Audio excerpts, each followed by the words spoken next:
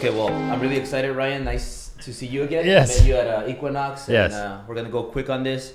If you could start with your story with me on how you got started in real estate. I seen you on your show with my wife. Yeah. We've seen the whole New York $1 million listing show and all that. Wow. And all 8 years?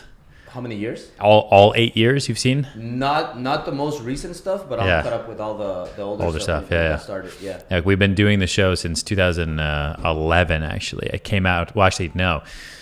We started shooting $1 Million Listing New York at the end of 2010, and then the season 1 premiered in March of 2012, which is just it's so crazy to me because I would like distinctly remember that season and wondering if anyone was going to watch it, and no one knew who I was, and I was just like this rental agent in Koreatown in the financial district, like trying my best to sell something. And we did our first party, our $1 Million listing party, just like a client appreciation party type thing at Catch, in March. It was like a season premiere party, and we've done that same party basically every year, and it's just gotten bigger and bigger and bigger and bigger. And this year's is tomorrow night. Actually, we rented out basically the entirety of the Bowery Hotel, and it will totally bankrupt me. But yeah, how I got into the business. I graduated college in 2006. I went to school for English literature and theater. I went to a liberal arts school, and then I moved to New York City with the little money that I had saved. And I wanted to try to be an actor. It's like the only thing I ever wanted to do. You have the looks. Yeah, so do you. It's the only thing I ever wanted to do. It was like the one thing that I was ever kind of okay at. I liked being on stage. I liked being in front of the camera. I was not great at math. Like I took the LSAT and bombed it, so I wasn't going to go to law school.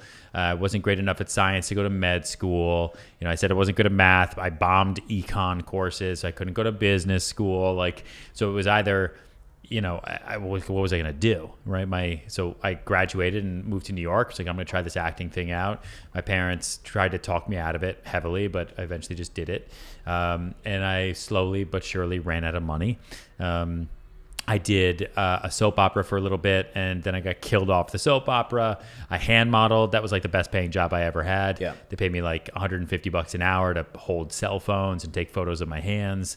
That was great. And then I just ran out of money in the summer of 2008, and I didn't want to get a temp job or a bartender job or wait tables or something like that, like most people do, like a survival job. Yeah. So I got my real estate license because a friend told me to, and he said, listen, just post ads on Craigslist for rentals. New York City is 70% rental anyway. Meet people who have, $1,000, $2,000, $3,000 a month budgets. You don't have to have any training whatsoever. Show them apartments where you live. So like in the 30s, 31st, 32nd Street or downtown. And if they rent something from you, and all you have to do is show them apartments and try to know your stuff, but all you have to do is show them apartments. Yeah. And then they fill out a little application, and they'll pay you somewhere between 1 month's rent and 15% of the first year's rent as a brokerage fee. And then you just do the same thing tomorrow. Yeah. It's like, so if I meet someone and I show them apartments that are like $3,000 a month, and they take one, they'll pay me $3,000. And you'd split it with the house 50-50 when you start. So I was like, I could either hand model for 10 hours a day. Yeah. And make $1,500 at $150 an hour, or I could just walk around the city, get some exercise in, show people $3,000 a month apartments, get paid $3,000, split it with the house at 50-50 and make $1,500. Yeah. And there's more apartments to rent than there are hand modeling jobs. Yeah. Like that was initially my thing, and that's why I got into it. I know we just started talking and we ran into it really quick, but we have a lot of similarities. Let me tell you just a little bit about me. Sure. I have a real estate company, so that's like kind of why I love real estate. That's where I started. And similar to you, I got into it because I knew I could make some quick money, and I didn't know what I was getting myself into. I tried college. I dropped out of college. I tried 3 different things. And then I have a real estate company. We have the mortgage company, which is our core business, the Mortgage Guys. Yeah. It started as the Mortgage Guy. And then I started, I was just trying to figure out how to get attention, how to make money. I learned a lot from the Grant Cardone. I know you were with Grant Cardone and many others. And I don't know if you've heard of Ty Lopez. Yes. So I saw how he was using his cars to get attention, the Lamborghini in the garage. So I said, you know what? Let me do something different. I don't have a lot of things on my side. I'm pretty funny sometimes, but I don't know much about real estate. So I said, let me just get a nice car, use it to market. Sure. I got a Ferrari. This was a little later though. And I used that to promote the business. And then somebody told me, a mentor of mine, I don't know if you know Patrick, but David, he's another No. I think we talked about him at the gym where we met, Equinox. Okay. So this guy started telling me, mentoring me about business. And he told me, Albert, the mortgage guy is not like a family, like it's not plural. It's not a team. You need a team, and we'll jump into your team later because I know you have a big team. And he said, why don't you add a nest? So we added a nest to make it the mortgage guys, make it not working for somebody, but working as a team, as a company. And then we said, why not have real estate? My wife does real estate. Have real estate mortgage. They work together. And then we had Driven, which Driven is like an event, self-improvement. It teaches people business, real estate. And that helped us market and put our word out, and then it got us more exposure, more agents joining the company, and all of that, and it started growing. And by the way, Nikki and Luis, I have a friend that knows Luis and Nikki from the $1 Million Listing Show. Sure. So that's kind of a little bit of my background. So you know that we're in a similar business. I know you look really young. I don't know if you're 35. 35. I'm 36. Yeah. So I have gray hair though. You have nice black hair. I have gray hair, and people assume I'm older. I use it to my advantage. It looks nice though. I like the gray, the highlights. It's very silver. Looks like highlights. And then we both work out, so that's another thing. You have a beautiful daughter. I have a beautiful daughter too. My daughter's name is Italia. Okay. And I know you have your daughter, How old your is she? wife. She's 2 years and 8 months. And then you have a baby coming? Another baby girl coming. Do you know what? It's a girl? It's a girl. When is it due? Any day now. Any day? Yeah. Oh, you flew all the way here? Flew all the way in here, flew all the way out. Oh my God. Danny's my camera guy. Nice. From the marketing team, and his flight got delayed, but it's all good. So on. Things happen, and I know that you just have to adjust and of course. and do all that. Now that you know a little bit about me, I know that you're in this show, and just watching the show, you seem like a person that's unapproachable, kind of like the number one agent, good-looking guy, fit guy, and it almost seems like nobody's allowed to get close to you. Like that's how it seems. And I see the other guys from the show, and you're intimidating in the show. You seem like that, but in person you're really approachable. I think they edit me that way. You know, it's kind of like you know what you just said, right? You saw Ty Lopez, you were like, how am I going to make noise in this marketplace, right? What am I going to do? Okay, so I'm going to do it with a Ferrari. Yeah. Like for me, okay, I couldn't afford a Ferrari. And when $1 Million Listing came around and they were casting it, like I went to an open casting call with 3,000 real estate agents. I was probably the worst real estate agent who showed up. Like there's 80,000 real estate agents in this city. A lot of them, especially at that time, did a lot more business than I did. Yeah. But they were looking for someone specific. And I made the decision then. I was like, you know what? I'm going to give them what they want. I need to figure out how to make a separation. And a character that I'd played a lot, you know, and like kind of TV stuff I did, the soap opera, you know, I knew how to kind of be like a funny, cocky asshole, you know, kind of like to be that role. Like personally, I'm like super shy, very introverted, like kind of, you know, I have a sense of humor, but I like a homebody. I'd rather stay in. Like I don't want to go out and go to parties and clubs all the time, but I knew that wasn't going to work for the show, and I knew I wouldn't get cast. So I kind of turned on the Ryan cocky asshole. I was like, okay, so this is who I'm going to be. And they were like, oh, this guy's crazy, right? This guy's nuts. Yeah. And that's what they cast me as. So in the first couple of years, like I had to kind of play that role and kind of grow into it a little bit. But then once I met my wife and she came on the show and everything, and since the baby, if you've watched like this past year, the year before, I think I've started to become just more myself. But putting a camera in front of your face every day for a year, every year for 8 years, is a lot. You know, it's hard to be yourself, even though you think you are being yourself, because you kind of like amplify your mannerisms, you amplify your voice, you amplify the things that you do, and it makes a difference. So that's what I did to kind of create noise and to make myself known. And in a way, you're like an actor, like you're acting. So you wanted to be an actor. I mean, sort of. Yeah. I mean, yes, I'm in front of the camera. We're kind of like going through scenes, kind of. But it's reality, right? So it's nothing scripted. We just know that we're going to follow the sale of 44 Lake Street, right? Yeah. And anytime I have something going on there, the cameras are going to be there. If I'm meeting with the sellers, the cameras are going to be there, and hope to God I sell it. Yeah. Because if I don't sell it, then the show is going to show me getting fired. And now you're number one agent, right? Number one agent. That's what it. That's number what one team. Yeah, number one team in the city for like 3 years in a row or so. Yeah. Now that you talk about team, I know you have a bunch of agents. Last time I heard you had over 60 agents. Mm-hmm. Has it been growing from then? No, actually it hasn't. It made a kind of conscious effort over the last year to just really, really take care of the agents within. And we've grown a little bit, but we've grown in terms of where business is needed, right? Yeah. It hasn't been and I've never really been like just a growth mindset. Like I don't just want to grow because I feel like I have to. We grow because all of a sudden I've got 3 towers I need to sell in Long Island City. I don't have any agents in Long Island City. So I got to go find 5 people in Long Island City. So now we grow by 5 agents, but it's only because the business is there.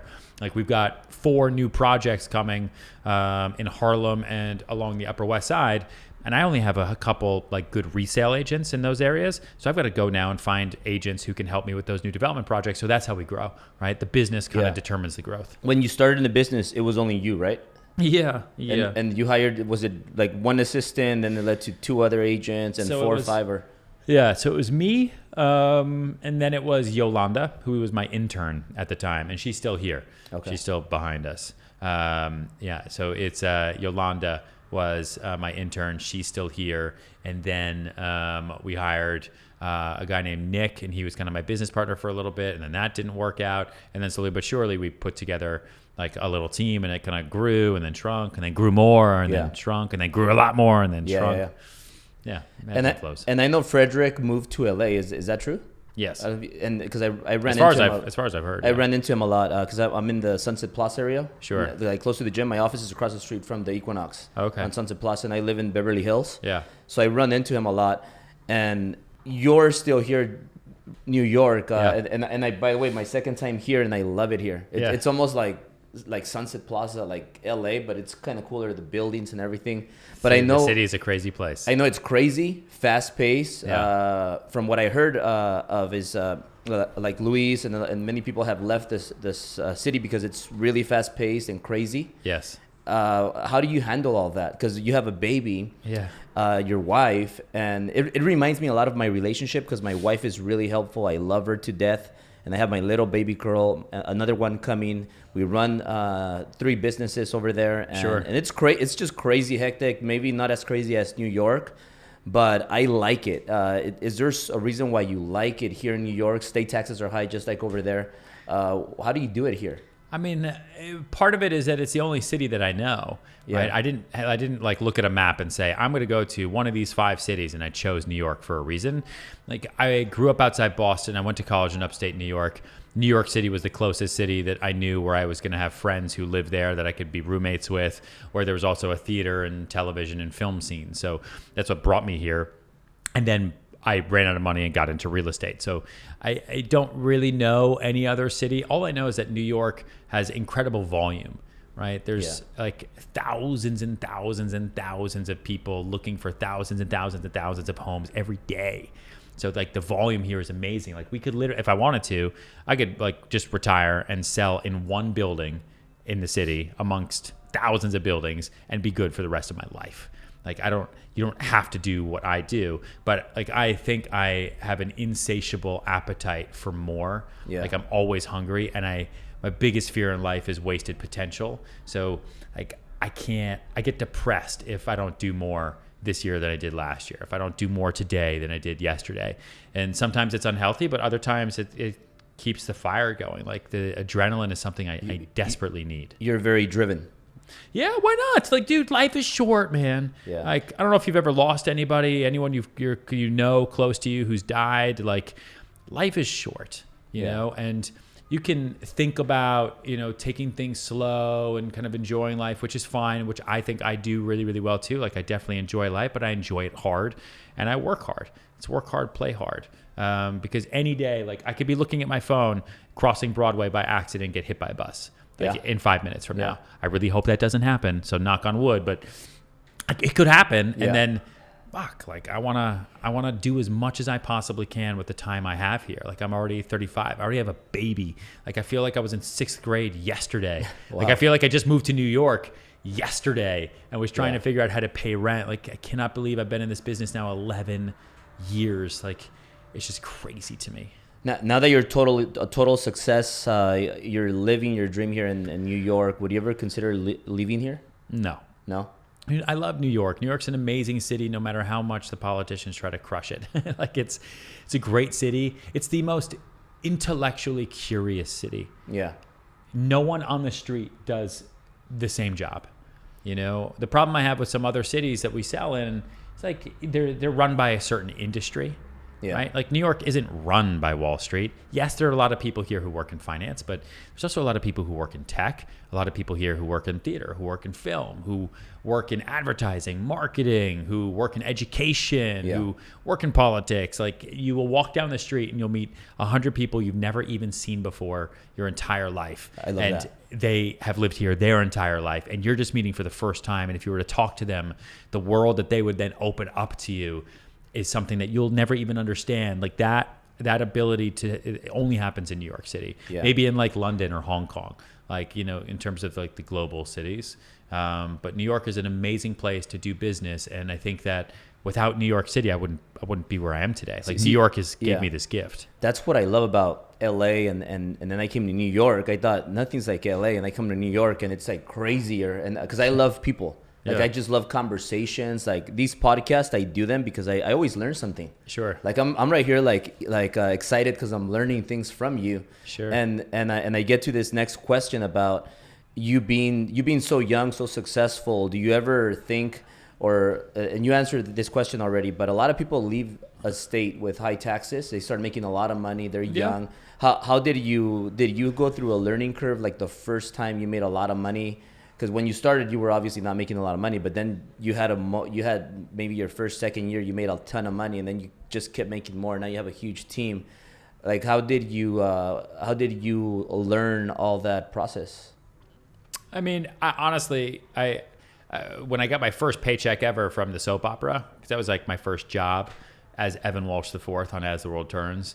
My first paycheck on that, I got it, and it was the first time I'd ever not been paid cash, because everything I'd done growing up, you know, contractors work, laborers, I worked on a ranch, like I just did manual labor. You get paid in like a check or cash. So my first job was a paycheck, and I thought I was going to make, it was like supposed to be like $820 or something for the day's work, and it was like $530. And I remember calling my dad and being like, what the fuck? Where's all the money? What's FICA? Like, what are all these? Why am I paying for these other people's shit? Like, this is so messed up. And I was so upset. And my dad was like, I've been telling you your whole life, and no one pays attention until you actually have to sit there and pay those taxes. And you're like, God damn it. And I appreciate, you know, the police and the fire department and everything that the city offers me. So I understand. And I've been to places around the world where people don't pay their taxes, and it's a shit show. Yeah. You know, like, so I'm okay with it. But at the end of the day, if someone were going to offer me, you know, $300 million tomorrow, would I move? Probably. Yeah. You know, would probably, like the rest of like a lot of our clients right now, moving to Florida or Texas, you know, Florida, Texas, even New Hampshire. Yeah. Right. Where you don't pay kind of state, local income taxes. Like it's, you know, there's a kind of a boon for business, right? So you mentioned 300 million, but why would you then consider moving to a different state? Is it because to save on tax? To save on taxes. Yeah. But right now, like that would be a lump sum day, right? Right now, like my business is a volume business. Yeah. I don't just make a lot of money from one sale, right? I make my money from lots of sales over a long period of time, and I have to do them in New York City. That's where our sales are. Do you prefer now having a team and making like a little bit of money with your whole team than when you were just a big one-shot person? I mean, I was never a big one-shot person. I started growing my team from the get-go. You did? Because I wanted to get into different price points, and the only way that I could get into different price points was to have people underneath me who could work on the price points that I was already in, so that my focus could go in growing the business in terms of growing the type of business I wanted to do. And the team is that for me now. Like a lot of my focus is all day long is on growing my brand. So meeting people like you, doing podcasts, doing the vlogs, filming the show, writing the books. It's working with high net worth clients. Okay. So it's 10 million plus. And then doing the new development projects we do. The majority of our business is new development, sales, and marketing. So it's working with developers, architects, designers, putting up buildings, selling buildings. And then I have a team to help me with everything else. Yeah. And are you starting to do small deals now, or do you just do those big deals? My personal focus is on the larger side of things, but my team focuses on everything across all price points, right? We do everything. I mean, but in New York, it's hard to do deals under $500,000. Like there's just not that much available. And at $500,000 or $600,000, like you just can't get that much. And what you do get is pretty terrible. Yeah. And those deals are oftentimes harder than the bigger deals. So we try to focus on, I think our average price point deal is probably $2.5 million. So we try to focus on everything from 1 to 5 as much as possible. Those are New Yorkers for the most part. So how many of those deals would you say are over 2.5, and how many of them are under 2.5, like percentage wise, like 50-50 or? No, I'd say 70% of the deals we do are over $2 million and 30% are under 2. Yeah, and obviously all your team handles all the ones that are under the 30%. The team works on everything. Yeah. And the team is incentivized to do their own deals and to procure their own business, but they're also all here because I give them business, right? They work on my stuff. They work on my projects. They help me put together showing tours, and I help them brand their own business as much as I possibly can. And your the $1 Million Listing Show, that made a huge impact on your brand, right? That helped you a lot. Yeah. I mean, it put me on the map. It helped me more than anything. Like, it wasn't like the phone was ringing off the hook, right? Because when was the last time you called somebody you saw on TV? Typically you don't. But it helped me open doors. So my ability to then sit with developers or sit with clients because I'm on a TV show helped me get in the room where otherwise I would never be able to get in the room because I'd just be Ryan from some firm you've never heard of. I want to jump into your first off, I don't think you could move out of here. Like, you're just that you have a lot of energy. I'm usually energetic. Maybe I'm a little bit energetic right now, but we had a crazy story just getting here. Yeah, sure. I think like in Texas or somewhere like that, you would kind of get depressed because of the type of person you are. Yeah, listen, I have family that lives everywhere. Like I have a car and driver in New York City so that I can work in between appointments at all times, and so I never have to go down. But in other cities, like, you got to drive just to get to your next appointment no matter what. And because of that, and because everything is so pushed out, the volume is just less. And the amount of work you do ends up being just less, which is fine. But I think if I had started selling in Dallas and then came to New York, I could do that. But it would be hard for me to sell in New York and then go other places because there's just so much opportunity here. Yeah. For everybody, not just for real estate, like for everybody, and I think about that a lot. Like, New York City is very much a very giving house. Like, I only make money from selling expensive apartments because New York makes those apartments expensive, and New York makes people want to buy them. Yeah. It has nothing to do with me. It's all New York. Now, Ryan, can you share a little bit about your routine? Do you have a morning routine where I know you work out? And do you work Saturdays and Sundays? Yes. I mean, I work every day, but my morning routine Monday through Friday is I wake up at about, depending on the day, but let's say on average I'll wake up at 5 a.m. In the gym by 5:30, 5:45. I answer emails beforehand, kind of get everything ready. I work out till about 7, again, depending on the day and where my first appointment is. Get ready. Kiss the baby if the baby's awake, say hello to my wife, run off to work. My first appointments are typically like 8 to 8:30 in the morning. But I'm always working. Like, I'm always on calls, doing emails, because my life is dictated now by the phone. I like to start my day in the office because I get to prep everything and kind of get a handle on everything. And then I'm in appointments every 15 minutes to every half hour, give or take, for the entirety of the day. And then I typically have some sort of dinner or event in the evening. I intermittent fast, so I don't think about food typically until about 12 or 3, depending on the day. And then I will go home, answer emails. The baby's typically in bed, say hi to my wife, pass out by like 11-ish, let's say, wake up and do it all over again. Saturdays, I'll work out sometime in the mornings or sometimes in the afternoons, but it just depends on the day. And I try to hang out with the baby as much as I can and my wife on Saturdays. But sometimes I will go into the office for an hour or two just to clean email. I'm a big believer in inbox zero, and just to stay on top of things. And then Sundays I typically work the entire day, unless there's something else going on. That's like my typical breakdown. You said Sundays you work. You work all day. Yeah. Sundays. Yeah.